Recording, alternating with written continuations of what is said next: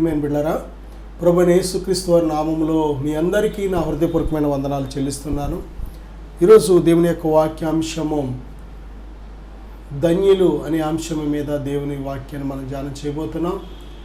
దేవుని బిడ్డలారా, దేవుని వాక్యం ధ్యానించే ముందుగా చిన్న ప్రార్థన చేసుకుందాం. పరిశుద్ధుడా, ప్రేమగల తండ్రి, ఘనమైన దేవా, వాక్యం ద్వారా మాతో మాట్లాడండి ప్రభువా.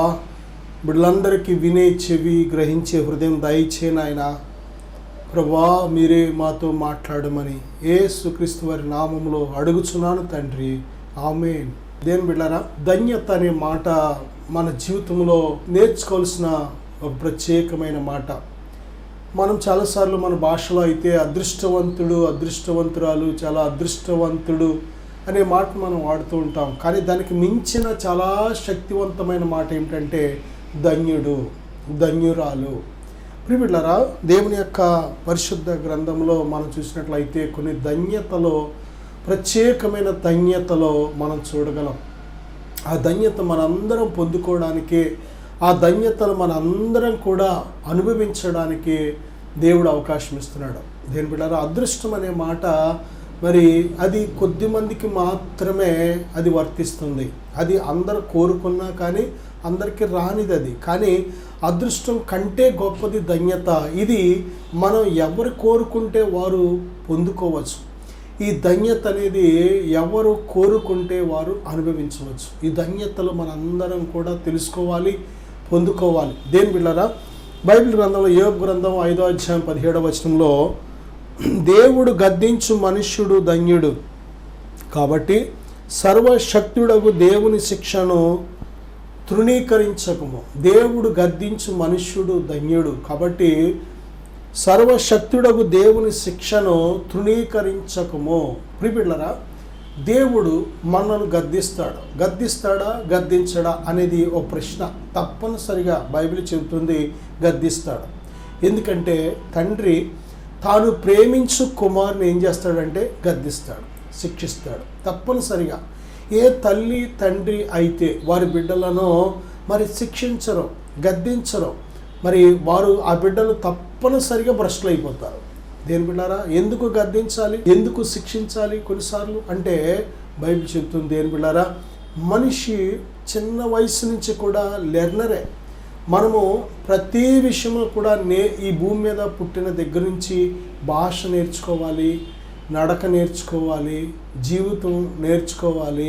అన్నిట్లో కూడా నేర్చుకోవాల్సిన వారమే. పుట్టుకతో ఏ ఒక్కరు కూడా దేని బిడ్డలారా, పుట్టుకతో ఏ ఒక్కరు కూడా ప్రత్యేకతలు కలిగిన వారు ఉండరు. అందరినీ దేవుడు సమానముగా చేశాడు. సమానమైన అర్హతలు, తలాంతులు, అందరికీ ఒకే రకమైన జీవితాన్ని దేవుడు ఇచ్చాడు. కానీ పుట్టిన తర్వాత మనము వేటిని అయితే ఇష్టపడతామో, వేటిని మనం డెవలప్ చేసుకుంటామో, వేటిని మనము మరి కోరుకుంటామో వాటి మీద మన యొక్క సమయాన్ని ఖర్చు పెట్టి మనం ప్రయాసపడినట్లయితే, కష్టపడినట్లయితే తప్పనిసరిగా అందులో గొప్ప గొప్ప నైపుణ్యాన్ని మనం సంపాదించగలం. ఏ ఒక్కరు కూడా పుట్టుకతోనే బహుజ్ఞానవంతులుగా పుట్టరు. కానీ ప్రియబిడ్డలారా, పుట్టిన తర్వాత మనం ఏం చేయాలంటే సాధన చేయాలి. సాధన చేస్తే ప్రతి ఒక్కరికి సాధ్యమే.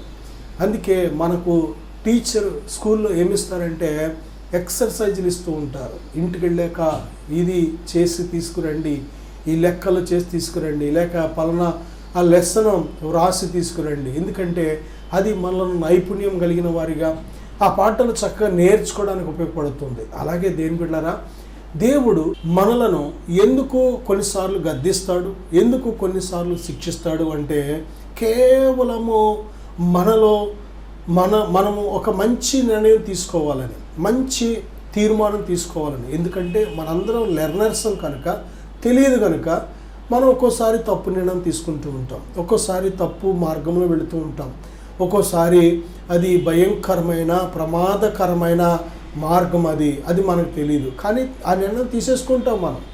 ఈరోజు భూమి మీద ఎంతమంది అది మరణానికి నడిపిస్తుంది అని తెలిసి కూడా ఆ మార్గంలో ప్రయాణం చేస్తున్నారు. ఎంతమంది అది నాశనానికి తీసుకువెళ్తుంది ఈ మార్గం అని తెలిసి కూడా ఎంతమంది ఆ మార్గంలో వెళుతున్నారు. దేని బిడ్డారా, ఎంతమంది ఇది నిందలు అవమానాలు గురి చేస్తుంది ఈ మార్గం అని తెలిసి కూడా ఆ మార్గంలో ప్రయాణం చేస్తున్నారు. ప్రియ బిడ్డారా, ఇలా చేస్తే అనారోగ్యం వస్తుంది అని తెలిసి కూడా ఎంతమంది అనారోగ్యం తీసుకొచ్చే మార్గంలో వెళుతున్నారు. దేని బిడ్డారా, ఇలాగ వెళితే కాపురం కూలిపోతుంది, జీవితం ముక్కలైపోతుంది అని తెలిసి కూడా ఆ మార్గంలో ఎందుకు వెళుతున్నారు? కారణం ఏంటంటే నిర్ణయం చేసే స్వతంత్రత దేవుడు మనందరికీ ఇచ్చాడు. మేలు కీడు రెండుని ముందు పెట్టాడు. మంచి చెడు రెండు దేవుడిని ముందు పెట్టాడు. సత్యము అసత్యము రెండు దేవుడిని ముందు పెట్టాడు. దేని బిడ్డారా, వెలుగు చీకటి రెండు దేవుడిని ముందు పెట్టాడు. జీవము మరణము రెండు నీ ముందు పెట్టాడు. అలాగే తన్ను తాను నీకు బయలుపరుచుకుంటున్నాడో అలాగే ప్రియ బిడ్డలారా, ఈ లోకంలో శత్రువు కూడా మనకు ఏం చేస్తున్నాడంటే మరి తను కూడా ఒక స్థానంలో పోటీ చేసి నిలబడుతున్నాడు, మనం ఎన్నుకునేలాగా, మనం వాడిని కోరుకునేలాగా. కాబట్టి నీకు దేవుడు కావాలా, ఏం కావాలి అనేది, జీవం కావాలా, మరణం కావాలా, సత్యం కావాలా, అసత్యం కావాలా, వెలుగు కావాలా, చీకటి కావాలా, నిర్ణయం చేసుకునే ఆ యొక్క స్వతంత్రత దేవుడు ఇచ్చాడు మనకి. ఎందుకంటే మనంతటా మనము నిర్ణయం తీసుకోకపోతే, ఒక మంచి నిర్ణయం తీసుకుంటే దాన్ని బట్టి దేవుడు ఎంతగానో సంతోషిస్తాడు. మనము నిర్ణయం తీసుకోకుండా దేవుడే బలవంతంగా మన చేత ఒక నిర్ణయం చేయించాడు అనుకోండి, అది దేవునికి ఏమాత్రం ఇష్టం లేదు. అందుకే దేవుడు ఏ ఒక్కరిని కూడా బలవంత పెట్టాడు. ఎవని క్రియల చొప్పున వానికి ప్రతిఫలం ఇవ్వడమే తప్ప ఏ ఒక్కరిని కూడా బలవంతంగా తన వైపు ఆకర్షించడు. దేవుడు తను చేసిన సమస్తమైన కార్యాలు కూడా చూడమంటాడు, తెలుసుకోమంటాడు. ఏది సత్యం, ఏది అసత్యం, ఏది నిన్ను రక్షించేది, ఏది రక్షించలేనిది, ఏది ఉత్తమమైనది, ఏది ఉత్తమం కానిది, ఏది నిన్ను నిత్య జీవం చేర్చేది, ఏది చేర్చలేనిది, ఇదంతా కూడా పరిశోధన చేయమంటాడు. ఎందుకంటే దేవుడు మనిషికి ఏమిచ్చాడంటే బుద్ధి ఇచ్చాడు, జ్ఞానం ఇచ్చాడు, వివేకం ఇచ్చాడు, హృదయం ఇచ్చాడు, మనసు ఇచ్చాడు. కనుక దేవుని బిడ్డలారా, మానవుడు ఈరోజు ఇంత ప్రయోగాలు, ఇంత పరిశోధన చేసి తనకు కావలసిన సౌకర్యాలు సమస్తాన్ని ఎంతగా సమకూర్చుకునే జ్ఞానం ఉందంటే మంచేది చెడేదో తెలుసుకోలేడా? తెలుసు. మంచి చెడు తెలిసిన హృదయమే మనది, కానీ మనం మంచి నిర్ణయం తీసుకోం. కాబట్టి దేవుని బిడ్డలారా, మనుషులు ఏ ఒక్కరు కూడా మనకు చెప్పే ఫుల్ పవర్స్ ఉండవు. ఆఖరికి తల్లిదండ్రులు చెప్తేనే బిడ్డలు వింటలేదు, భార్య చెప్తే భర్త వినడం, భర్త చెప్తే భార్య వినడం. చాలా చోట్ల తిరుగుబాటు స్వభావమే. అంతేకాదు, నా ఇష్టం నేను ఇలాగే చేస్తాను, నా ఇష్టం నేను ఇలాగే ప్రవర్తిస్తాను, నా ఇష్టం అనే ఇటువంటి ధోరణితోనే బ్రతుకుతున్నామే. కానీ వారు ఎందుకు చెప్పారు, ఇది మంచా చెడా అని ఒక్కసారి ఆలోచన చేసే ఆ యొక్క మనస్సు మనిషికి లేదు. కాబట్టి మనల్ని దేవుడు ప్రేమిస్తున్నాడు కనుక, మనం నశించిపోవడం దేవుడికి ఇష్టం లేదు కనుక తప్పనిసరిగా దేవుడు ఏం చేస్తాడంటే ఆయన మనల్ని ప్రేమిస్తున్నాడు కనుకనే గద్దిస్తూ ఉంటాడు. దేవుడు గద్దించు నరుడు ధన్యుడని బైబిల్ చెబుతుంది. దేవుడు గద్దించినప్పుడు విసుకోకూడదు. చాలాసార్లు సేవకుల ద్వారా, మందిరంలో, సంఘములో, వాక్యం ద్వారా దేవుడు గద్దిస్తూ ఉంటాడు. ఇసుకోకూడదు. ఏంటి అత్తవాను నన్ను ఇలా తిడుతున్నారు? చాలామంది సేవకుడు సొంత మాట అనుకుంటూ ఉంటారు. కాదు, దేవుడు ఆ సేవకుని ద్వారా తన బిడ్డలను గద్దిస్తున్నాడు. ఆ సేవకుని ద్వారా కొన్నిసార్లు హెచ్చరిస్తూ ఉంటాడు. ఆ సేవకుల ద్వారా కొంతమందికి బుద్ధి చెబుతూ ఉంటాడు దేవుడు. దేని బిడ్డలారా, వాక్యము పూర్తిగా ఇది దేవునికి సంబంధించింది. వాక్యము ద్వారా దేవుడు మాట్లాడతాడు. దేవుడు మన క్షేమము, మన మేలు కోరే దేవుడు కనుక మనం పక్క త్రోవను వెళ్ళిపోతున్నాం అనుకోండి, ఏ ఒక్కరూ పట్టించుకోకపోయినా ఎవరికి పూర్తి బాధ్యత ఉందంటే తల్లి గర్భంలో మనల్ని నిర్మించిన పరలోకపు తండ్రికి బాధ్యత ఉంది. కనుకనే ఆయన తన అద్వితీయ కుమారుని ఈ లోకాన్ని పంపించాడు. ఆయన రక్తంతో మనల్ని కడగాలని ఆశపడుతున్నాడు. మన అవిధేయత, మన భక్తిహీనత, మన తిరుగుబాటు, మన యొక్క అవిశ్వాసం, మన యొక్క పాపము అన్నిటినీ కడిగి నూతనపరిచి ఆయన జీవ మార్గంలో నడిపించాలని ఆశపడుతున్నాడు. ఇదంతా ఎప్పుడు అంటే మనం దేవునికి లోబడితేనే, దేవుని ప్రేమించి దేవుని మార్గాన్ని మనం ఇష్టపడితేనే. అంతేకాని దేవుడు ఏ ఒక్కరిని కూడా బలవంతంగా ఆయన చిత్తాన్ని మన మీద రుద్దడం. ఆయన చిత్తం మన జీవితంలో నెరవేరాలని మనం అడిగితేనే, ప్రార్థిస్తేనే, ప్రభువా నీ చిత్తం నా జీవితంలో నెరవేర్చంటేనే నెరవేరుస్తాడు దేవుడు.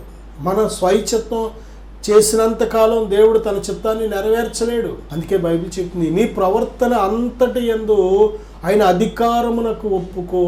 దేని బిడ్డారా, మన ప్రతి అడుగు, ప్రతి చూపు, ప్రతి క్రియ, ప్రతి మాట, ప్రతి ఆలోచన, ప్రతి విషయంలో దేవునికి మనం ఆయనకి పూర్తి అధికారం ఇవ్వాలి. ఆయన చిత్త ప్రకారం మనం ఆలోచించాలి అంటే, ఆయన చిత్త ప్రకారం మన నడకలు ఉండాలంటే, ఆయన చిత్త ప్రకారం మన ప్రవర్తన ఉండాలంటే, ఆయన చిత్త ప్రకారం మన నిర్ణయాలు ఉండాలంటే మనలను మనం పూర్తిగా సిలివేయబడాలి. అందుకే ప్రభు చెప్తున్నారు, ఎవడైనాను నన్ను వెంబడింపగోరిన ఎడల తన్ను తాను ఉపేక్షించుకొని తన సిలువను ఎత్తుకొని నన్ను వెంబడింపవాలి. తన్ను తాను ఉపేక్షించుకోవడం అంటే తన్ను తాను కాదనుకోవడం, అంటే స్వైచిత్తాన్ని పూర్తిగా సిలివేయడం, చంపివేయడం, స్వైచిత్తాన్ని పూర్తిగా నిర్లక్ష్యం చేయడం, విడిచిపెట్టేయడం, ఇక దేవుని చిత్తానికే లోబడడం. దేని బిడ్డలారా, నిజమే, దేవుని చిత్తం అనేది చాలా మనకు మేలు.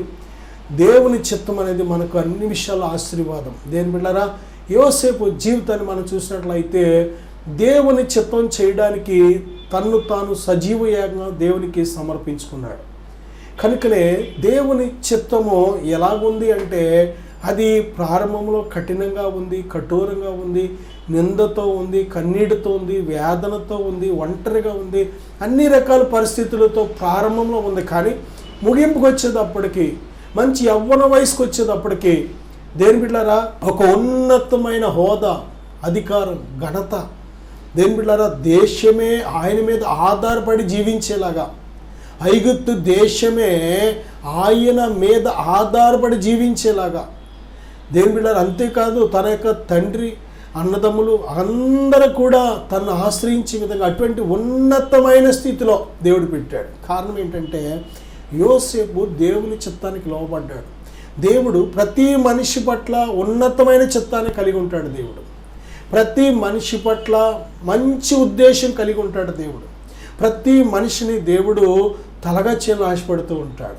మహోన్నతమైన స్థితిలో ఉంచాలని ఆశపడుతూ ఉంటాడు.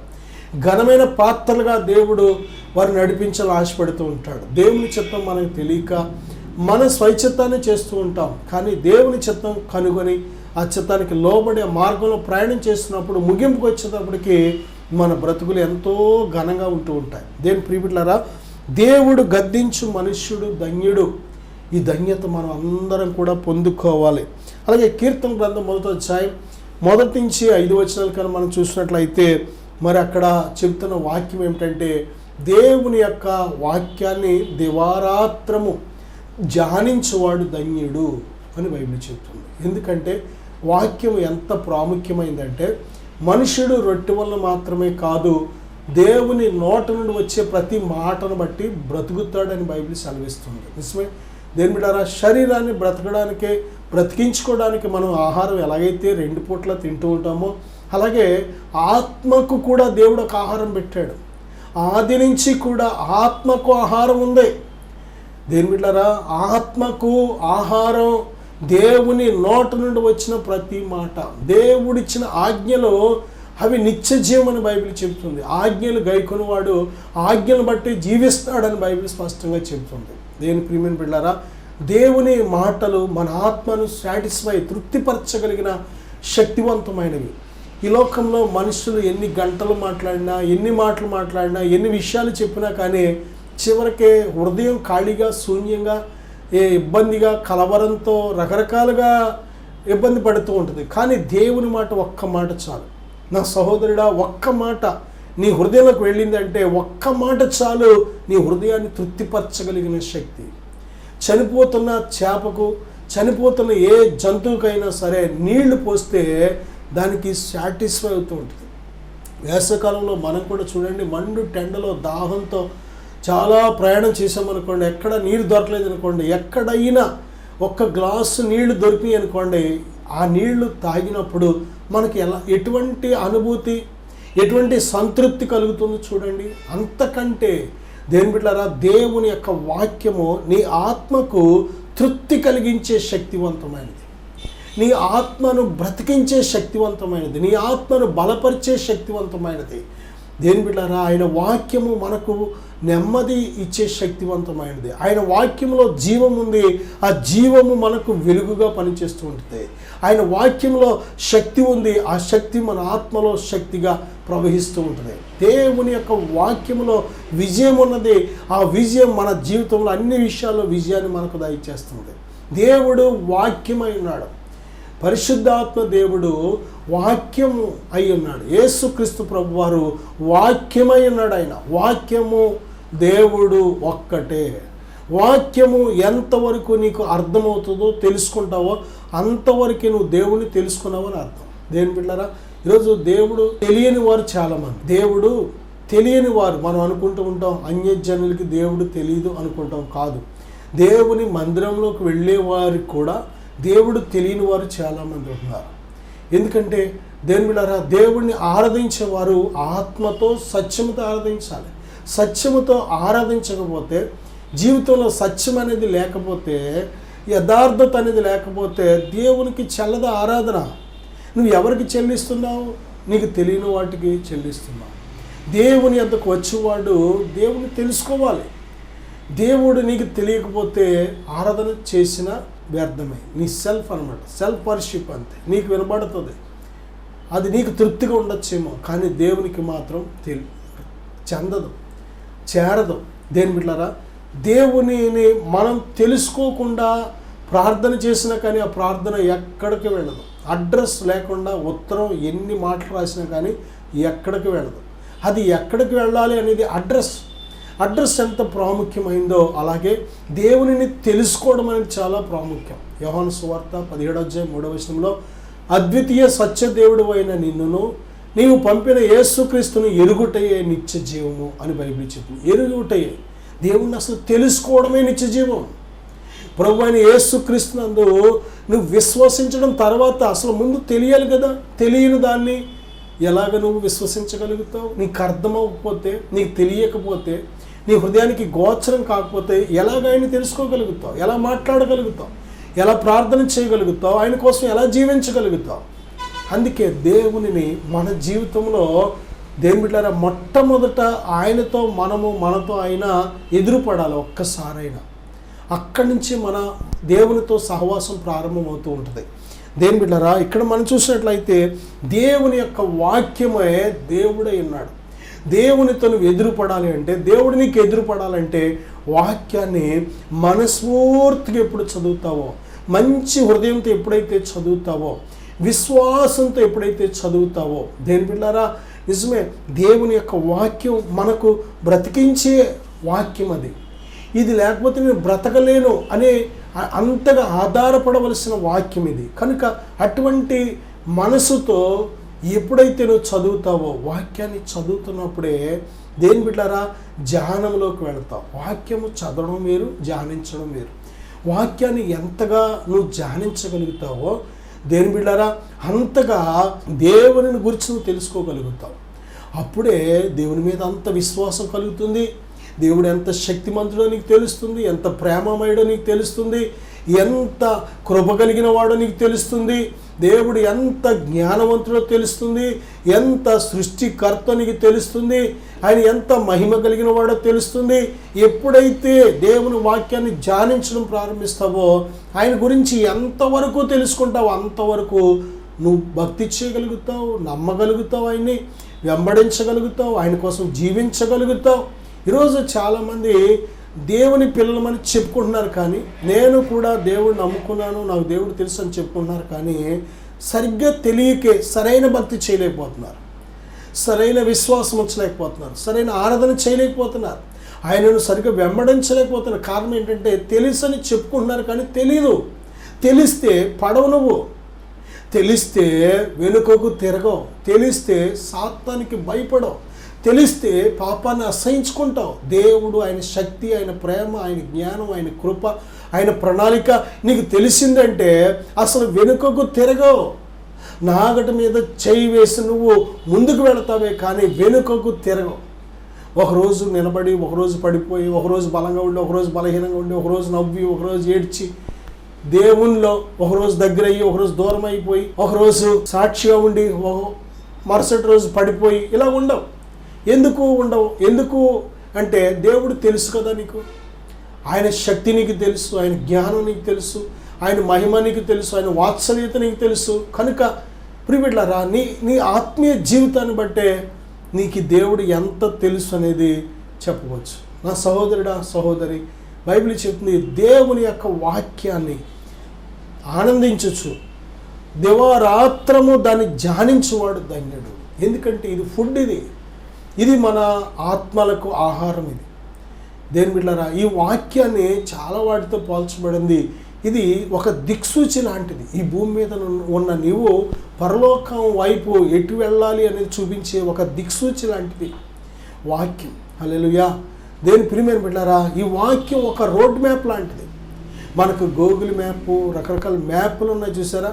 ఈ మ్యాప్ ద్వారా అడ్రస్ ఎక్కడికి నుంచి ఎక్కడికి వెళ్ళాలనేది మనం కొట్టగానే, స్టార్ట్ అనగానే అది చక్కగా ఎడమ తిరగండి, కుడికి తిరగండి, ముందుకు వెళ్ళండి ఎలాగైతే చెప్తుందో, నువ్వు ప్రభు కోసం ఎలాగ జీవించాలో, ఎక్కడ కూర్చోవాలో ఎక్కడ కూర్చోకూడదో, ఎటు తిరగాలో ఎటు తిరగకూడదో, ఎలా ప్రవర్తించాలో, ఎలా మాట్లాడాలో, ఎలా వినాలో, ఎలా చూడాలో సమస్తము డైరెక్షన్ ఇస్తుంది. ఇది గూగుల్ మ్యాప్. ఇది పరలోకమందున్న దేవుని ఇంటికి చక్కగా నడిపించే మ్యాప్. ఇది దేవుని వాక్యం. దేవుని వాక్యము బ్రెడ్ లాంటిది, ఆహారం. ఇది ప్రతిరోజు భుజించాలి. దేని బిడ్డ, దేవుని వాక్యాన్ని నువ్వు ఎంతగా ధ్యానిస్తావో నీ ఆత్మ అంత బలంగా ఉంటుంది. దేవుని వాక్యాన్ని ఎంతగా నీ హృదయంలో భద్రపరుచుకుంటావో నువ్వు అంతగా దేవుని కోసం సాక్షిగా బ్రతకగలుగుతావు. ఎందుకంటే భక్తుడు అంటున్నాడు కదా, నేను నీ ఎదుట పాపము చేయకుండానట్లు నా హృదయంలో నీ వాక్యమును ఉంచుకొని ఉన్నాను అన్నాడు. అంతేకాదు, యవనస్తులు దేని చేత తమ నడతను శుద్ధిపరచుకుందరు? నీ వాక్యమును బట్టి దాన్ని జాగ్రత్తగా చూసుకుంటూ చేతనే కదా. వాక్యంని పక్కన పెట్టుకొని ఆ వాక్యములో నీ ప్రవర్తన పక్కన పెట్టి, దేని బిడ్డలారా, నీ ప్రవర్తన ఎలాగుందో జాగ్రత్తగా చూసుకుంటే ఎక్కడ సరి చేసుకోవాలో, ఎక్కడ బాగుందో క్లియర్గా నీకు కనబడుతూ ఉంటుంది. దేని బిడ్డ, వాక్యం ఎంత గొప్పదంటే, దేని బిడ్డలారా, మనం వాక్యాన్ని చదవడం కాదు, వాక్యము మనల్ని చదువుతూ ఉంటుంది. మనం దేవుడితో మాట్లాడడం కాదు, దేవుడే వాక్యం ద్వారా మనతో మాట్లాడుతూ ఉంటాడు. నా సహోదరుడా, సహోదరు, ఇంత గొప్ప జీవం కలిగిన వాక్యాన్ని, మన హృదయాలను, మన మనస్సులను మార్చగలిగే శక్తి కలిగిన ఈ వాక్యాన్ని మనం నిర్లక్ష్యం చేయకూడదు. మనల్ని బ్రతికించే వాక్యం ఇది. ఈ వాక్యాన్ని దివారాత్రం ఏం చేయాలంటే ధ్యానించాలి. నా సహోదరుడా, వాక్య ధ్యానంతో నీ హృదయాన్ని నింపుకున్నట్లయితే అసలు నీకు బోర్ కొట్టదు. అయ్యో కరెంట్ లేదు, అయ్యో టీవీ లేదు, అయ్యో ఫోన్ లేదు, అయ్యో ఇంటర్నెట్ అయిపోయింది, అయ్యో నేను ఒంటరిగా ఉన్నాను, ఎవరైనా కొద్దిగా నాకు సహవాసంగా ఉంటే బాగుండు, కొద్దిసేపు ఫ్రెండ్ ఎవరైనా ఎక్కడికైనా వెళదామా, లేకపోతే ఎవరైనా పిలుద్దామా, కొద్దిగా కంపెనీగా సహవాసం ఉండడానికి. కానీ బోర్ కొట్టదు నీకు.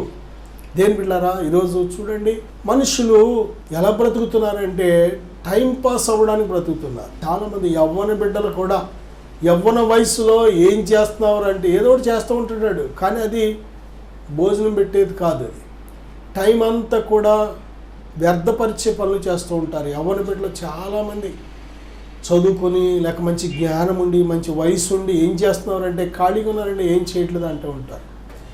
వ్యర్థమైన వాటిని చేస్తూ ఉంటారు. వారికి అవసరమైన వాటిని వారు చేయరు. చాలామంది వారి యవ్వన ప్రాయంలో చక్కటి పునాది వేసుకొని వారి భవిష్యత్తుకు మంచి పునాది వేసుకునే వారిగా ఉండాలి. దేని బిడ్డలారా, చూడండి, వ్యర్థమైన సమయాన్ని వ్యర్థముగా ఎప్పుడైతే ఖర్చు పెడుతూ ఉంటారో తర్వాత జీవితం అంతా చిందరబందరే.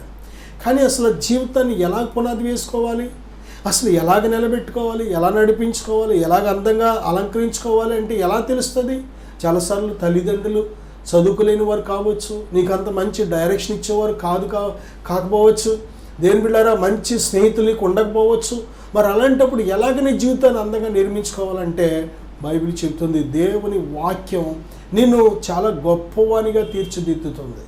నీవు నడవలసిన మార్గం నీకు బోధిస్తూ ఉంటుంది. నీ పట్ల దేవుని చిత్తం ఏంటో నీకు బయలుపరుస్తూ ఉంటుంది. నా సహోదరుడా, సహోదరి, దేవుని యొక్క వాక్యాన్ని నిర్లక్ష్యం చేయొద్దు దయచేసి. దేవుని వాక్యాన్ని నువ్వు ఎంతగా మంచి మనసుతో, యోగ్యమైన మంచి మనసుతో దేవుని వాక్యాన్ని నీ హృదయంలో భద్రపరుచుకుంటావో, వాక్యాన్ని ధ్యానించడం ప్రారంభిస్తావో, వాక్యమే దేవుడు కనుక, దేవుడు వాక్యమైనాడు కనుక తన వాక్యం ద్వారా దేవుడిని నడిపిస్తూ ఉంటాడు.